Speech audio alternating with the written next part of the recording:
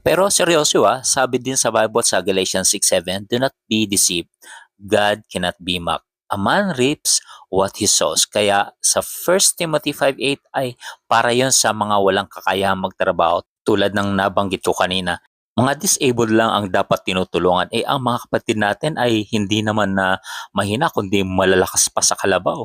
Ang bottom line dito, tumulong pa rin naman lalo na sa pamilya natin. Dapat hindi tayo nako-confuse sa pagtulong. Natutulungan nga natin ang ibang tao, sarili pa kayang pamilya natin. Ang tinutumbok natin dito ay ang pang-aabuso at katamaran ng ilang miyembro ng ating pamilya na halos iasa na sa atin ang lahat.